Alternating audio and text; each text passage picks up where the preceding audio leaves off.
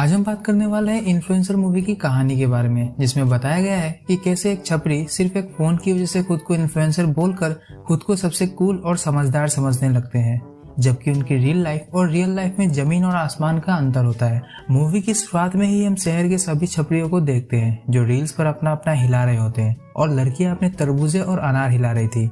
वही लड़के लड़कियों से 2 कदम आगे अपनी बॉडी दिखाकर नंगा नाच करने में बिजी थे। आगे हम एक क्लब में एक्सेल को उसके फ्रेंड्स मैकी और एंड्रयू के साथ देखते हैं, जिनके साथ कुछ लड़कियां भी थी। इन सब में सबसे ज्यादा फेमस है एक्सेल, पर ये बहुत बड़ा वाला स्टड लौंडा है। मतलब इसको हर रोज नई बंदी चाहिए और भाई इसको बंदियां मिल भी जाती है क्योंकि ये सोशल मीडिया पर बहुत ज्यादा पॉपुलर है। तो क्लब में पार्टी के दौरान हम देखते हैं कि गिन्नी नाम की लड़की एक्सेल में बहुत ज्यादा इंटरेस्टेड थी, तो अपने दोस्तों के कहने पर एक्सेल गिन्नी के पास जाकर उससे फ्लर्ट करता है। गिन्नी ने एक्सेल को क्लब में ज्वाइन कर लिया था और उनके किस को एक्सेल के दोस्त अपने सोशल मीडिया पर लाइव दिखा रहे थे, जिससे उनके फॉलोअर भी बढ़ते हैं।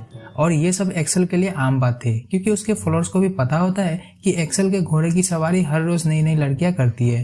फिर एक्सेल गिन्नी को घर लाकर उसकी अच्छे से लेता है। गिन्नी भी एलेक्स के घोड़े की सवारी पूरे मन से कर रही थी, तो एलेक्स भी अपने घोड़े को गिन्नी के खाली मैदान में फुल स्पीड से दौड़ा रहा था। इस शानदार रेस भरी रात के खत्म होने के बाद एक्सेल सुबह अपने दोस्तों को बताता है कि उसे गिन्नी के साथ मजा नहीं आया। तभी उसे उसकी मॉम का कॉल आता है जो उससे पैसे मांग रही थी।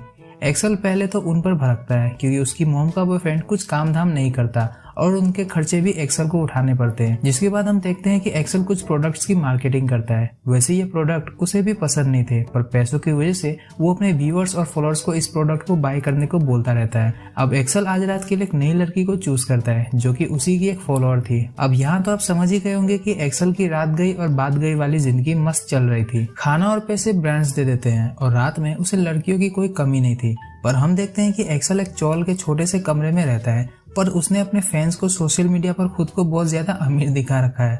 वैसे एक्सेल के गरीब होने की बात उसके करीबी दोस्तों को भी पता नहीं होता है। लड़कियों को अपने घोड़े पर दौड़ाने और ब्रांड्स के प्रमोशन के लिए वो अपने अमीर दोस्त एंड्रयू के फ्लैट यूज किया करता था और एंड्रयू भी उसे अपना फ्लैट दे दिया करता था क्योंकि एक्सेल ने उसे बता रखा था कि उसकी मॉम अपने बॉयफ्रेंड के साथ टल्ली होकर रात भर हंगामा करती है। उसी रात क्लब में एक्सेल की मुलाकात नीना से होती है। नीना काफी हॉट थी और एक्सेल काफी पॉपुलर, तो दोनों की वासना जग उठती है।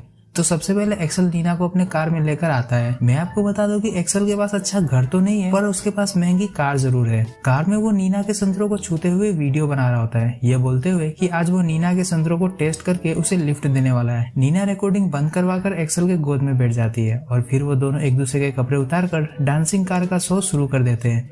नीना के संतरे काफी बड़े थे, पर उनका टेस्ट तो बस एक्सेल ही बता सकता है। फिर कार में ही एलेक्स नीना को अपने घोड़े की सवारी करवाना शुरू कर देता है। अगले दिन एक्सेल अपने दोस्तों को बताता है कि नीना की गुफा में उसे शांति मिली है और आज फिर वो उस शांति को महसूस करेगा। रात में हम देखते हैं कि नीना को एक्सेल ने एंड्रयू के घर पर बुलाया है क्योंकि डांसिंग कार में हम हर पोजीशन का मजा नहीं ले सकते हैं, है कि नहीं।